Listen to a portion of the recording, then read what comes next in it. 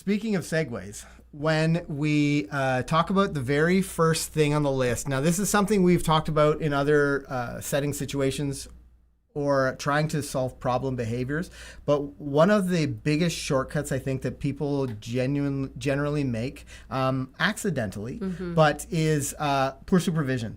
I talked about investing time in this show. You're going to invest time in your dog because those decisions that you're making, the supervision that you're giving them today can last you 15 years of, good decision making. Can we talk a little bit about maybe poor supervision for dogs of any age? And like how things can degrade?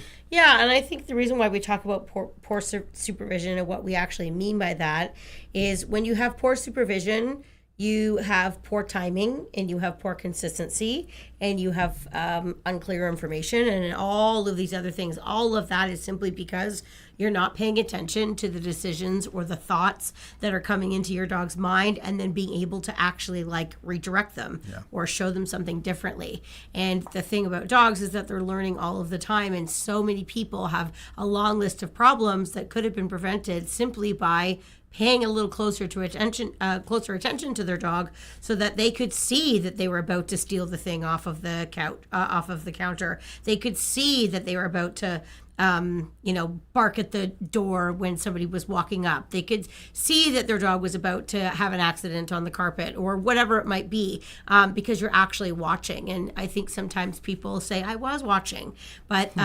watching and actually actively watching are two different things. Supervising your dog, we don't mean just being in the same room and typing emails or scrolling on your phone where you're not totally paying attention. The supervision that we're talking about is active supervision, actually 2 eyes on the dog, maybe even engaging in the dog or just being a little bit more present, especially in the learning phase. When your dog is old enough and trained enough that they know how to make good decisions, you don't have to supervise them that closely anymore. There's lots of times, our dogs, I don't really worry about what they do now that they're trained. But when they're young and they're not always making great choices, this is when these types of things like supervision are so critical. And just a lot of people either don't realize how important it is, or they think that they're supervising, but they're not quite doing it to the degree that is actually impactful. Or they just think oh, my dog's really good. They would never do that. And then their kitchen gets renovated and because the dog's chewing or whatever it might be. So you just have to be a little smart. Well, honestly, this is one thing we will get feedback on some of our videos for something like the house line. We'll show you the house line in just a minute. But someone will say I put the house line on, my puppy just chews on it. This is where supervision is key, but not supervision alone. We're not just talking about seeing the thing happen. You don't watch your dog do the bad thing right before your eyes and you just sit there. and it's funny, we sort of laugh about it because, as trainers, we're like, what do you got to How is that happening if you're watching? Yeah, right. Do anything at that point. And we're not just talking about chewing on the house line, but this is a shortcut. People are like, my dog, I think my dog gets it. I know we have problems with barking in the yard, but I'm not going to worry about this situation when we're at the park. I'm not going to worry about the situation with them in the house. You give your dog too much freedom and not enough supervision, and things start, they start to make worse decisions because you're not there to intervene. You're not there to guide them. So if you don't know what to do anything. Yeah. Also, the other thing that happens with poor supervision is for some dogs, they learn that there are two sets of rules when you're watching them and rules when you're not watching them. And if you have a dog that, is barking or they're, making poor choices because you're not home, or they're in the yard and you're inside and you're not paying attention, or whatever the situation is, some people will say, well, I'm inside and he's outside barking. So what do I do? Don't allow your dog to be outside barking until that is something that they know they're not supposed to do. So back to what I said before, your dog's learning all of the time. So just because you're not watching doesn't mean they're not learning to do what they're doing. Dogs, especially if it's a self-rewarding behavior, those are the most dangerous kind, because nobody has to be out there telling them they're a good dog. If they bark at something and they get a reaction or they get that high, they're going to keep doing it. They're not doing it to make you mad or anything like that. They're doing it because they're a dog and, life's a party and that's what's happening. So it's very, very important that you're understanding that supervision needs to happen when you're with the dog at first. Once those rules are established, then you can work towards being able to trust your dog without being able to watch them. But a lot of people just jump the gun and they do it all at once, and then they wonder why there's so many problems. So freedom and lack of supervision is earned, not assumed. Yeah, I think that's probably something a lot of people make mistakes on. I'd like to know, before we go on too much further, is there one skill that your dog, you thought they had, but has gotten worse? Is there something that's that's regressed in their training? And maybe we can talk about some of the shortcuts that may have gotten you there and what to do to get you out of that challenging situation, that frustrating situation. I think Kale, led into this nicely, but proper management. The fact, or poor management, the fact that people aren't managing their dogs correctly so often is becoming a problem.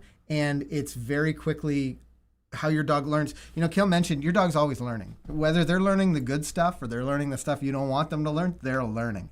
So one way to avoid that is with good management practices. And I know it sort of lends itself to like leadership a little bit, but to differentiate, management is about arranging and telling, and leadership is about nurturing and enhancing. So those two go together really well. And when we're talking about management tools, what are the management tools that you would suggest everyone is considering when they have a dog in training? I would say I see 2 on that list, but I would actually say 3. Okay. Number 1, anytime I would have a puppy or an older dog in training, or any dog that wasn't quite trustworthy yet, there's 3 things that I would be utilizing all of the time. Number 1 would be a crate. So that when I can't supervise, my dog has somewhere safe to go that doesn't allow them to rehearse those bad behaviors. And we don't need to do a long crate training chat right now. We have oodles and oodles and oodles of awesome crate training videos on our channel. But the way that we use a crate is by introducing it literally the first day that they come home, and we condition our puppies and our dogs to love their crate. So it's their place that they can go and chill and get away from the hustle and bustle. They eat their meals in their crates for a little bit. They have their naps in their crates. They rest in their crate. The crate is near where our family is, so that they're still part of the family, but a crate is a must. And it's something that we may choose to wean off of later in life, but for our particular dogs, our dogs are still crated when they're in the vehicle for safety. Our dogs are crated if they have to go to the vet. So we're big believers in making sure your dog is comfortable and confident in a crate. And again, for management purposes, life would be tough raising a dog without the use of a crate. So that's number 1. Number 2 would be something like this that I'm holding. This is called a house line. It looks like a leash for sure, and you could use a leash, but this is just a little bit different just to make life a bit easier. There's no handle on the end of this leash, and that's on purpose because it allows, we use this inside the house. That's why it's called a house line. We attach it to the dog's collar, and this is attached to them every single moment that they are not in their crate. So either in a crate or you're out on a house line.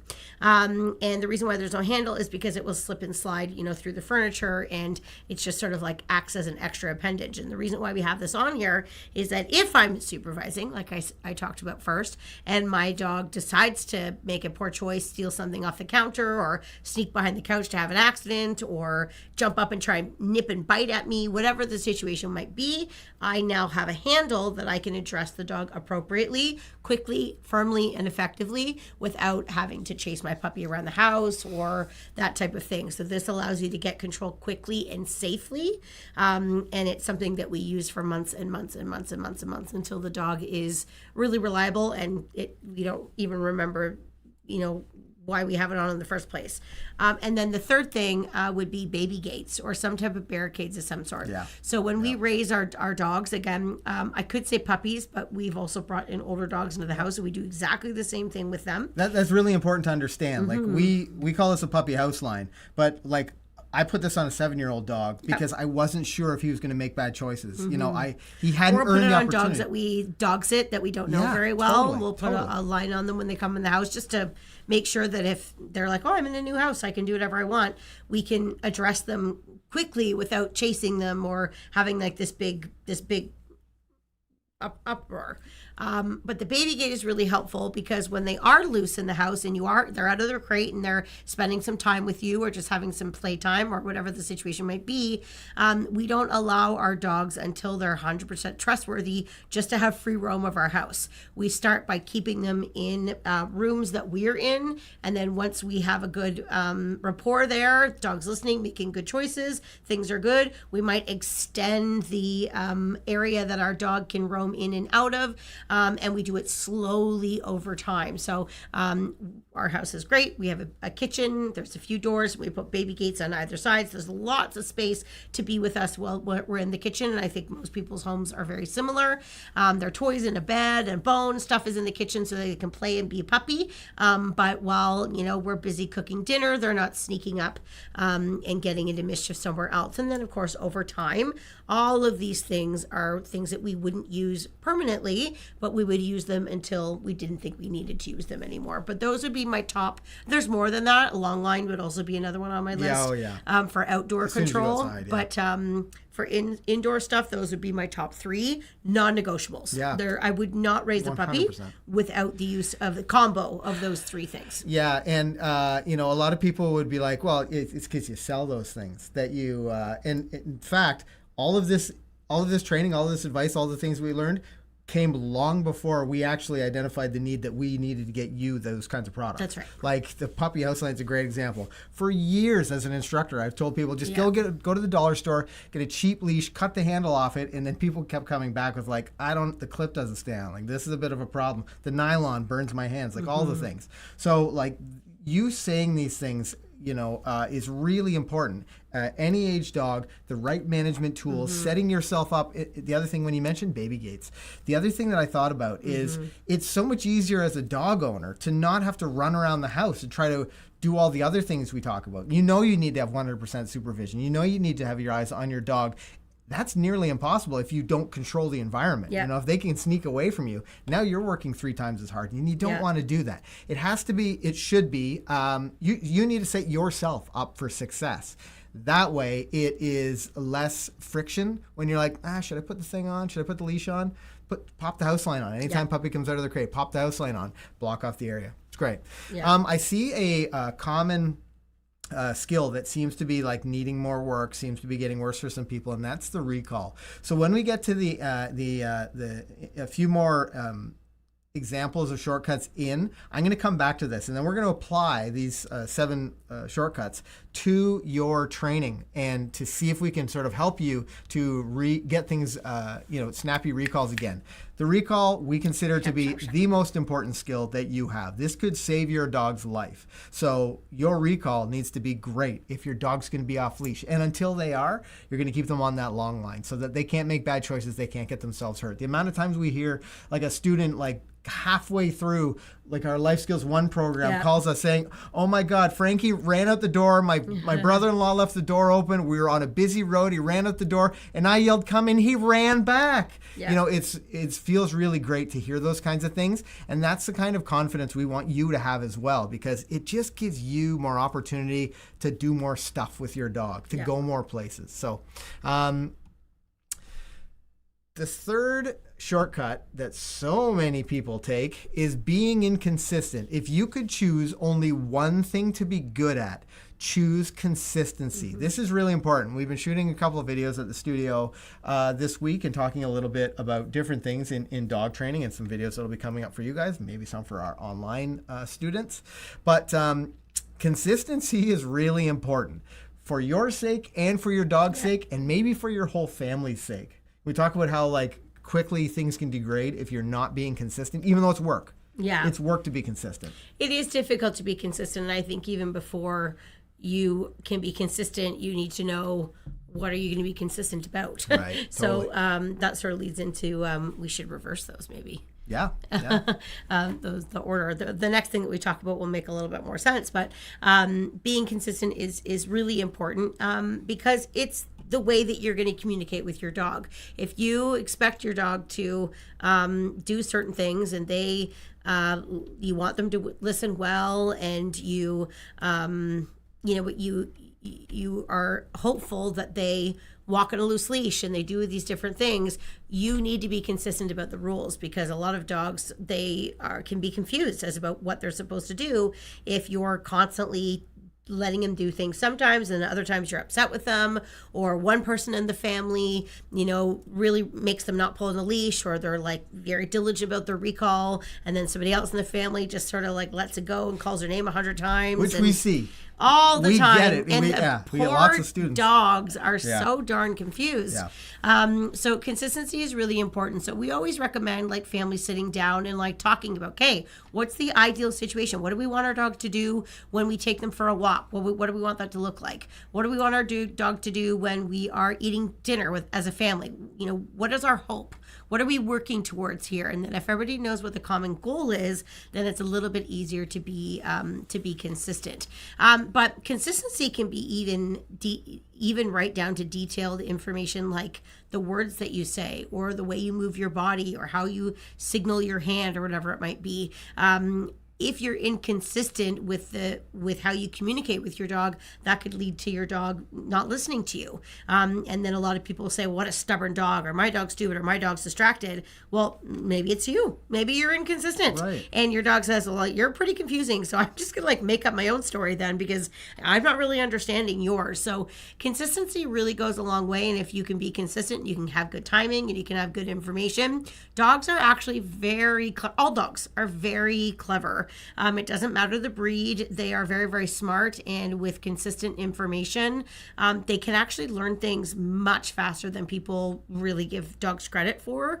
But that consistency piece is really part of it. And I would say that when people are talking about training through things and they verbalize, I do this and I do that, and that all sounds good, I will often ask about consistency. Mm-hmm. And if there's holes in consistency, it's like, oh, there you go. That's what is slowing the progress down. Anytime someone says, "Oh, my dog's really stubborn," I immediately think, You're inconsistent. What are you being inconsistent about? And then we have to talk about it. We have to figure out, oh, he's really stubborn because he walks fine on half of the walk, and then on the way home, he's dragging me the whole way. Oh, he listens really well to my spouse, but he jumps up and he's a jerk to me. Yeah. What are you being inconsistent about? This consistency is such a factor. Dogs require a black and white framing for a lot of things. This is right, this is wrong. And that helps them to learn faster and be more confident making future decisions. Yeah, and I think it's also difficult to be consistent if you don't really know what you're supposed to be consistent in doing. Yeah.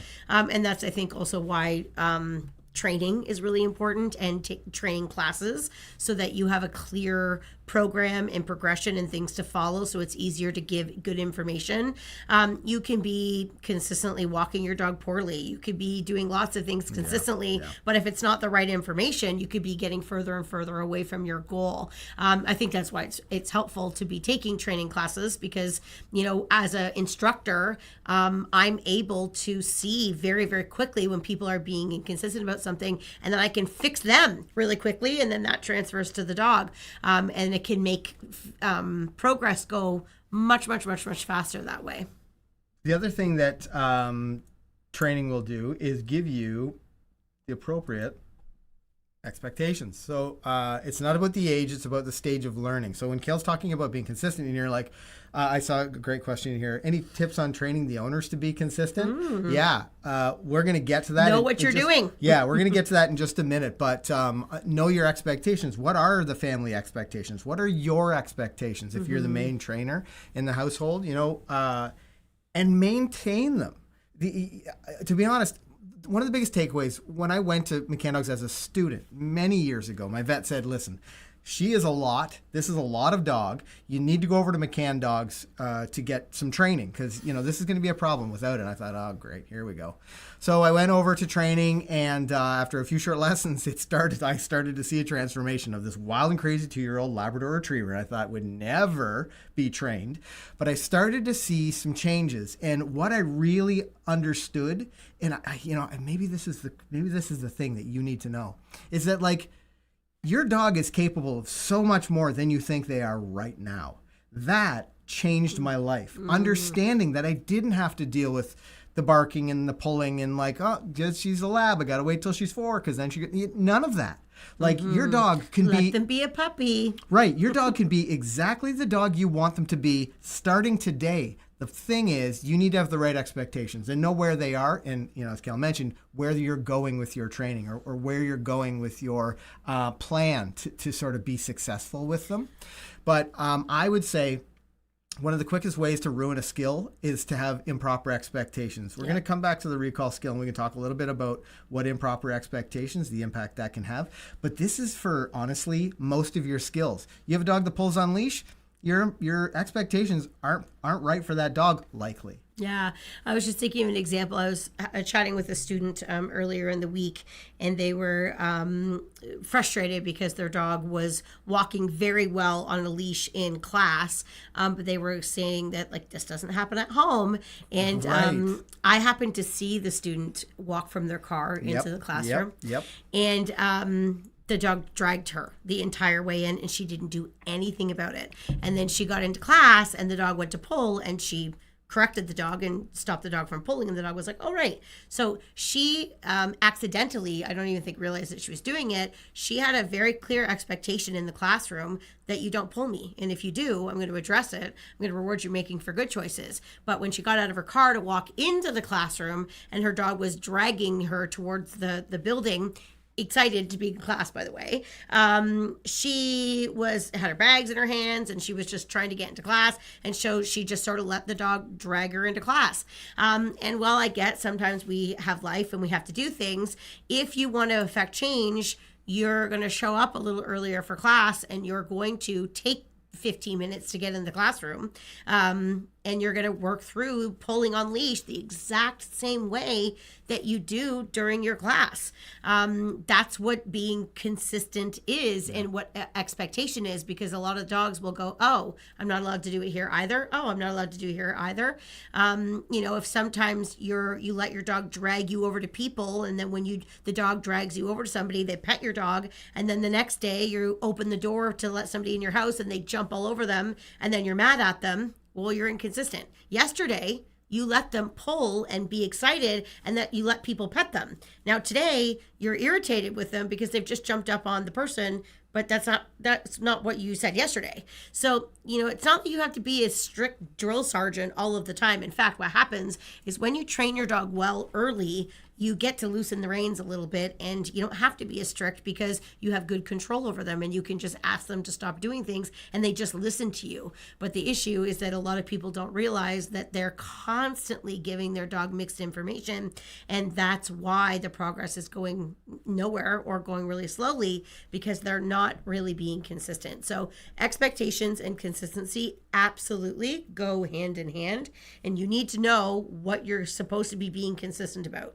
And then also you need to know what to do about it. Like, you might not know if your dog pulls you. How should you actually be addressing that? You shouldn't be just pulling back on the leash. You shouldn't just be pulling out treats and begging your dog. There's technique, and there's timing, and there's movement, all these things that we teach in classes in our programs.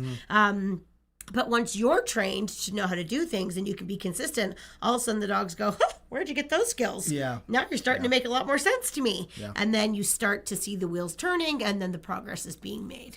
Kale talked a little bit about two things I wanted to sort of rehash in that last point. Was the student their dog was pulling them in from the car to the building, and then they'd walk beautifully in the building. That's someone who has not set their dog up for success. They've got their arms are full of like their bags, their treats, and they're thinking, if she had chosen to either make 2 trips or make the first trip with the dog, work on a little bit of training, come back, get her toys and tools and equipment and whatever, gone back, that's a better opportunity to set your dog up for success. And that lends itself well to setting yourself up for success, not failure. So that might mean, if it's a leash walking problem, that you're only walking to the end of this driveway. You're only walking, asking for great leash walking in between light poles. And then you take a break and, have some fun, maybe play tug, do something. Now you're walking on a loose leash between light poles again.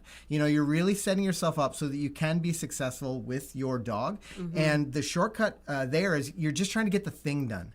So many people will say like, I just got to take the dog for a walk before 8:30 when, whatever, the kids have sports or there's whatever, dinner's ready or whatever the thing is. And they're focused thinking that taking your dog for a walk is the same as teaching your dog how to walk on a loose leash. It is not. And it's really important that you are focusing on that great leash walking, the walking that you want, not the walking that, is hilarious to capture on camera. And especially if you have like a sled dog, it seems like they're dragging you down the street. That's the walking I was doing before I went to McCann Dogs, before I was a student, because I just didn't know any better. Yeah. I didn't know how to set my expectations. I also was setting the dog up for failure because I just kept doing it over and over again. You probably didn't understand the power of rehearsal with dog training Absolutely. and dog learning as well, because sometimes if the dogs rehearse, what we want you to do is rehearse the dog doing whatever you want them to do correctly over and over and over and over again, while you reward the dog over and over and over again. So the dog says, "Woo, this is a great way to do it." But rehearsal also works on the flip side. Yeah. If you're practicing day after day after day, going for your token, hour walk, and your dog's dragging and picking things and eating things up off the ground and barking at every dog that you go past, and that's what's happening. Every time you go for a walk, day after day, week after week, month after month, that's essentially that they're learning to do that. So you've got to stop rehearsal of the bad thing and start rehearsal of the good thing, and figure out how you rehearse the good thing. And that might mean going way, way, way, way back to the beginning stages, so that you're actually building a little bit more understanding and more value for the good stuff. But you have to spend more time teaching the good and less time rehearsing the bad, until you're ready to take the show on the road, which will sort of be the next thing we'll talk about. When you're ready to take the show on the road and you're ready to work through it. The world, you're not always going to be sunshine and roses. It's not going to be perfect all the time, but I'm only going to put my dog in a situation where they might struggle a little bit when I'm prepared to work through it.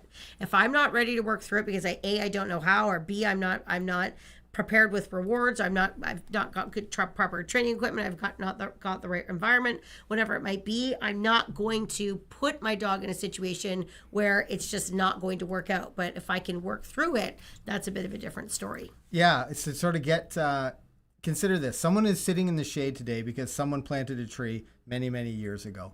And that's the sort of investment, that's the sort of planning you want to have. You're really working your butt off. It's work, but it's worth it. You're working your butt off today so that, a year from now, 10 years from now, you can enjoy the fruits of your labor, the wonderful dog that you always wanted to have. So after considering whether you're setting the dog up for success or not, we need to talk about natural training opportunities. And opportunities do not come with their values stamped on them. You need to look for these opportunities and take advantage of them. Now, this is where you go from like the formal training stuff, the stuff that's like doesn't look like you're not sure how you're going to apply it, and go from that to the real world. This is the bridge. This is the thing that so many people forget, and they work on their sit stays and they work on their recalls and they go to the real world and it's not working the way they expected it to. It's because they're not taking advantage of some of these natural training opportunities. Yeah. So I want to go back to a couple of the comments we had that were, I said, like, mention a perishable skill, something that you have felt like has gotten worse. And Alyssa said, when he proved a recall, still needs some work this summer. Mm-hmm. And Kim Spice said, from rocket recall to none, now she's never off a leash. It's funny because Alyssa also mentioned that her dog's on a house line or a long line all the time now, which is great. That is great. So let's go back and apply the first 6 elements to something like the recall. So proper supervision, what does that look like in a recall scenario? Well, if I had a dog that I didn't trust to come when they're called reliably, I certainly wouldn't be putting them in a situation where I wasn't watching what they were doing. Yeah. So that's where your long line and your other things will come in, but that's a pretty easy one. If they don't have a reliable recall, you are not putting your dog in a situation where your eyeballs are not on them. And you're basically, unless you're in training, you are never using that word. Mm-hmm. That word is just gone from your vocabulary, because what you don't want, Kel talked a little bit about rehearsing the bad stuff. They learn the bad stuff. If you're using that command, using that word, the recall command, and not doing anything about it and not getting the result you want, guess what your dog's learning? Yeah, when you say, come, yeah, come, you repeat it 4 times, then you pull out treats and you start begging the dog. Your dog's like, hey, watch this. Yeah. She's going to call it 8 times and then she's going to go treats and she's going to beg me. So I'm just right. going to wait. Right. I'm going to wait until I see the treats come out of her pocket and then I'll decide to go over. Who's training who at that point? Yeah. Right. Dogs are very clever. Yeah, so poor management sort of goes along with that. You know, if you're working on your recall, you got to have a long line on. Or maybe you're like at the very beginning stages of your recall training and you've got your 6-foot leash attached. Yeah. But you always have something attached, always, because then your dog has an opportunity to not get it exactly right and you can train through it instead of not getting it exactly right and it completely failing and working against you. So you've always got some way to sort of manage those expectations. The other thing that I want to say in poor management, you're not in a crazy distracting environment. Yeah, I was you're gonna not say something like that too. Yeah, go ahead. Oh, anyways, I was just thinking, like, if I didn't think that my dog was going to come when they were called reliably,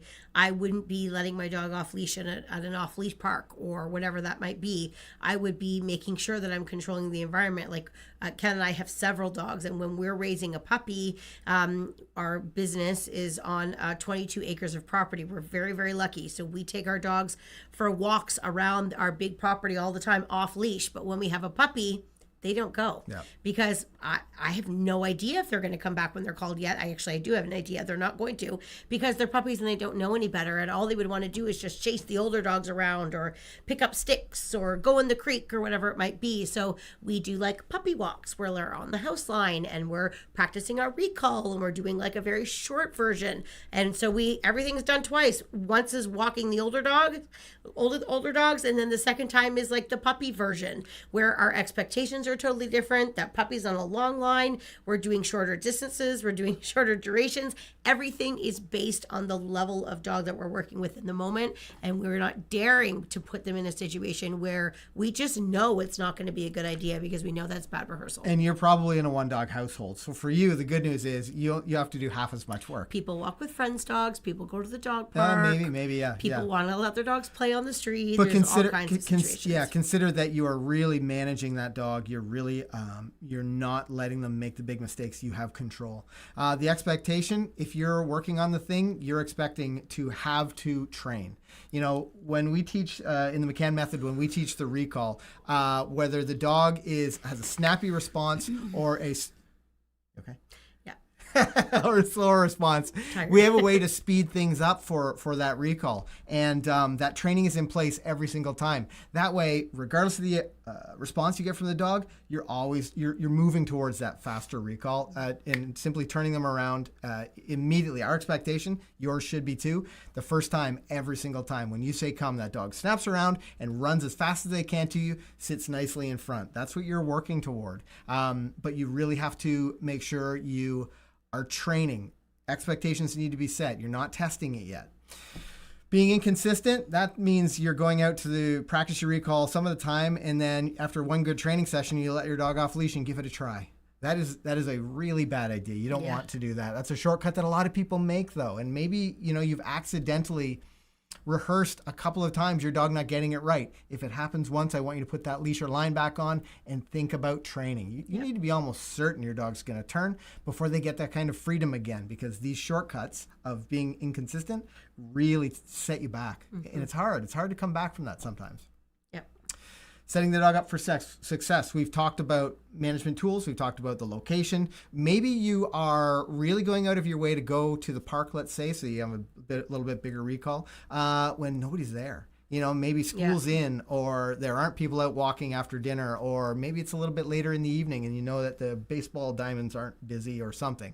You're really making sure that you're going out of your way to set that dog up for success. That could also be like knowing what your dog's high value reward is. So perhaps I'm like doing my recall and maybe I'm going to a different place for the first time and I have my long line on and I'm ready to go. But maybe for that training session, I'm taking my dog's favorite rewards, something that's really high value that they don't get very often. Or maybe I'm using one of their favorite tug toys as the reward. So you also can build value and help your dog by what type of reward that you're using, because sometimes that can get a totally different response and a level of engagement from your dog that can work to your advantage. Is the house line also a fashion accessory? Yes. Very fancy. Thank you. Yes, this is from the fall collection. It's very matchy. And taking advantage of natural training opportunities when it comes to your recall. Specifically, we're talking about recall right now.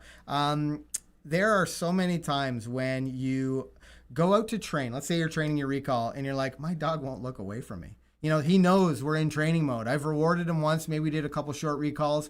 And now all he wants to do is stay with me. I don't exactly know what to do.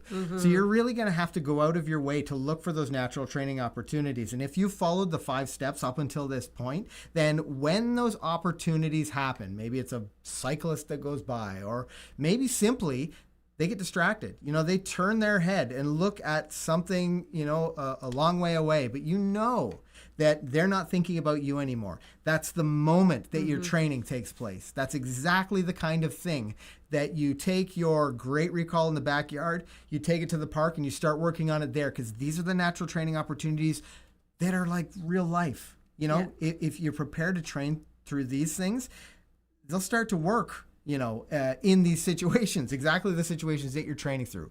That's why natural training opportunities is so important, especially when it comes to a recall. Totally. Yeah, I remember when I was a student, and I'm maybe in Life Skills 2 or something in the training facility, and I took Deegan for a walk around the property, around the training facility, and a bunny.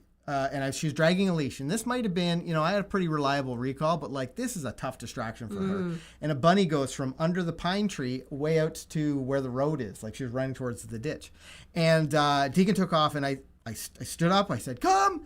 And when she turned around, I was elated. It was so scary because it happened in an instant. Yeah.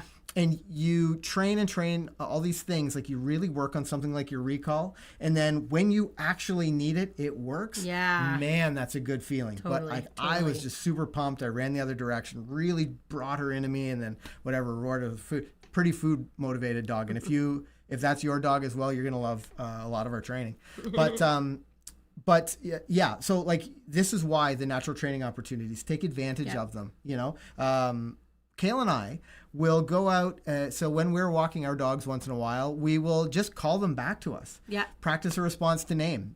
Just keep on conditioning the fact. All the time. It's not even when there's a really tough distraction. We just want to rehearse the situation where, a loud vehicle, a car goes by or something. I just want to check that they're listening. So if I do need to get control of them, when they listen, we end up giving them quite a bit of freedom. They can get pretty far away from us. And I want to know that if I call them and if I need them, or if a truck's going to go down the driveway or something, I can shout come or shout lie down or something. And I know they're going to listen so that I can keep them safe and under control. Yeah. So we need to talk about a plan. Excuse me. You'd mentioned that earlier in the show, and I love using the term, and I think it's in a few videos now. If you fail to plan, you plan to fail. And the perspective shift I want you to make after watching this show is the key is not to prioritize what's on your schedule, but to schedule your priorities. So that is so important when it comes to new dog ownership or when you have a dog in training, but really making sure that you take time out of your day to do these little 5-minute training sessions. I think people often wonder, how long, how much training should I be doing? How long should my training sessions be? Best case scenario, when you get up in the morning, now you're getting up 15 minutes earlier and you're doing a little 10-minute thing with your dog. Maybe 5 minutes of it is training, 5 minutes is potty time. You get them ready for their day, whatever, you have their breakfast, and then you can go about your day off to work or otherwise. I would say in general, I try to do 2 to 3 training sessions a day with my dog, short training sessions. And then when they're not in their crate, I would describe every other moment in the day where I'm not training or they're not in their crate as I'm managing my dog, which is basically training as well. But I might not be out with my treats in my bait bag and doing tricks and doing those types of things, but I'm managing them. I'm teaching them how to be a well-behaved dog. That's happening every single moment that they are not in their crate. So that's training, but then to make sure that they're getting the brain work that they need and the physical exhaustion that they need, because a tired dog is a much more well-behaved dog. I make sure that I am taking ticking those boxes every single day to make sure my puppy's getting enough stuff, because our puppies do spend a lot of time in their crate when they're learning, because we're busy and, we only have so much time in the day. So that means that when I have time, I am hyper focused on making sure that puppy gets everything they need from me to, get good quality time, get great information. They're managed well. They've gotten great exercise. They've gotten to problem solve and use their brain a little bit. And then by the time they're ready to go back in their crate again, they're ready to have a nice long sweet nap until we rinse and repeat a bunch of times throughout the day. But that's really what life looks like for a young dog in training that we encourage people to do with their dogs, because it stops the rehearsal of the bad stuff happening, so that you can be putting good information in your dog's brain over and over and over and over and over again. And it's not like you do a good thing and then like that erases because you've let them be a hooligan for the afternoon, and then you've done training session, but then you just let them pull you around the block for a half an hour, and then you do a training session, and then you let them bark at the door when people come. So it's like you're not getting ahead, because all this great stuff that you're doing you're erasing it by managing your dog poorly or letting them rehearse bad behavior. I need to stop that stuff from happening so I can jam in all the good stuff for as much as I can, so that my dog goes, oh, this is how you want me to behave. This is how you want me to be. And then we get to loosen the reins. We get to add a little bit more freedom into the mix, and have a little bit more, by freedom, I mean less time in the crate. Yeah. Maybe I don't have to have the leash in my hand as much. I can start to drop the leash on the floor, or whatever the situation might be. That comes over time until, before you know it, you have a great dog and you can just totally relax. If you are, a quick question for you. Hopefully you understand that sort of that shift, that psychological shift you have. Instead of prioritizing what's on your schedule, scheduling your priorities. I want to know in the chat, what are your priorities? What are the things that you're going to prioritize for your dog in training? I'm interested to hear what your opinions are, as well as we can talk a little bit about what we think our priorities would be. Sort of to come back around, the average dog owner who has so far struggled with their dog training, or maybe they've had okay dog training so far, now they're looking to like level things up a little bit. It probably sounds like we are no fun at all.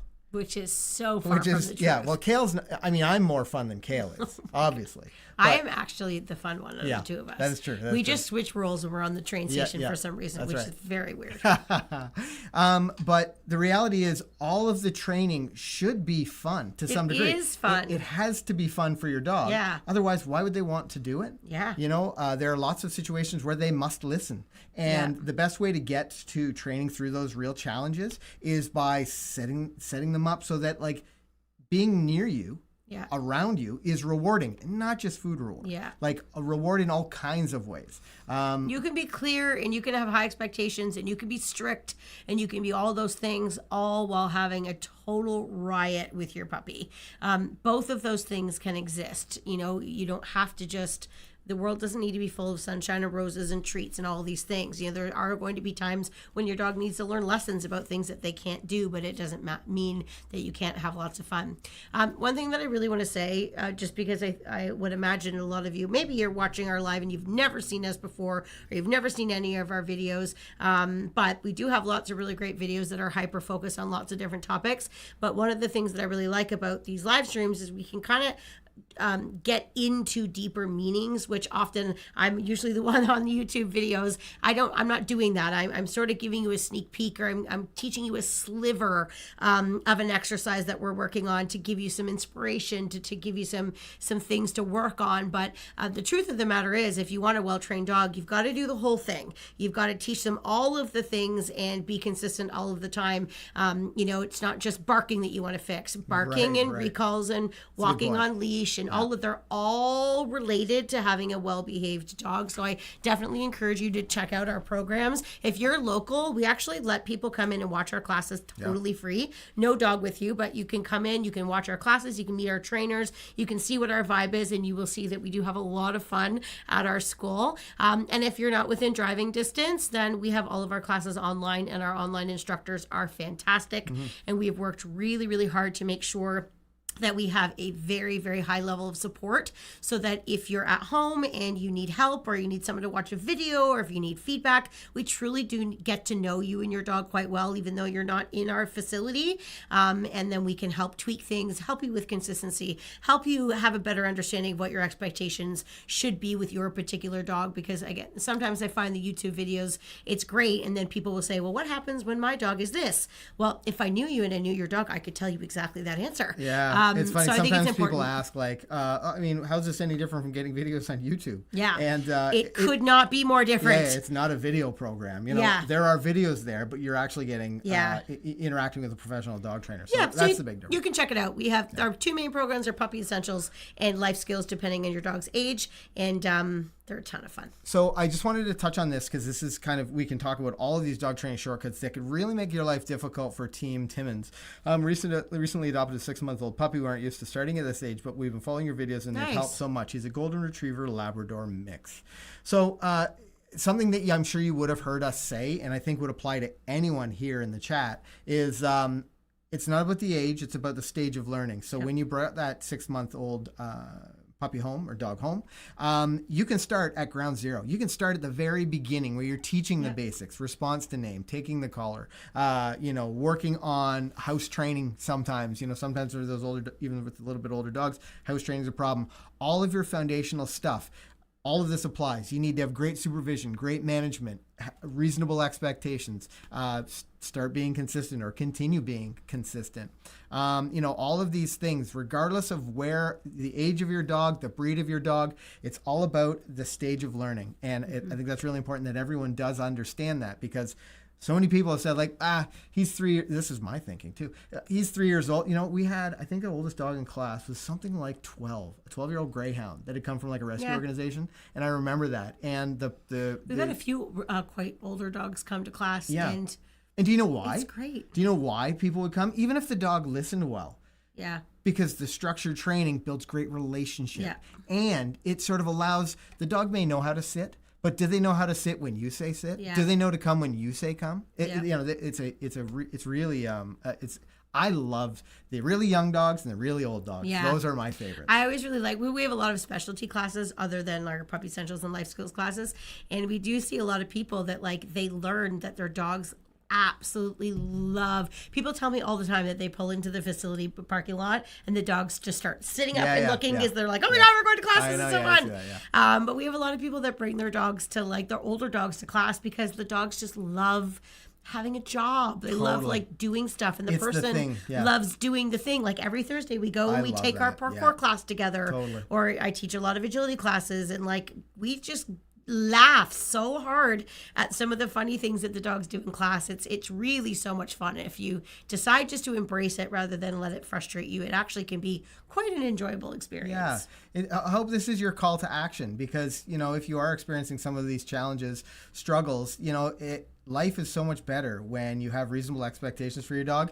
And then once you get to the point where you're like, okay, we're doing something, you raise the bar a little bit. That was what was so exciting for me. And I think you can probably have that same experience. You mentioned when the dogs get really excited. Now we have people, I know you mentioned if you're not really close or whatever, people are traveling to us to use our pool, the dock diving pool. Yeah. People are coming from all over the place to come and try out our dock diving pool. Fun. So if you check out mccandogs.com and you go over to pool, you can check it out. We would love to have you. You don't have to be in a previous class to have a swim, a private lesson, maybe take a dock diving thing. So, or if you have a senior dog, our Grand Slam's 14? 15. 15. One of our border collies is 15 years old. That's his favorite exercise. That's the best exercise for him. Mm-hmm. So anyway, I'm really nice slow senior swim. Oh, it's great, yeah. And you see whole families. I'll go out, if I'm heading back over to the studio, and I'll head out the doors, and I see the whole family in the pool, just swimming around, and the dogs are having a great time. Anyway, all to say, Kale had mentioned, if you are in need of training, we can definitely help you out. If you're local to us in Flamborough, Ontario, check out mccandogs.com, our brick and mortar facility. You're actually welcome to come in and watch a class if you'd like to start there. Or online, go to mccandogs.com, go to online training, and we have Puppy Essentials for dogs under 4 months and Life Skills for dogs over 4 months.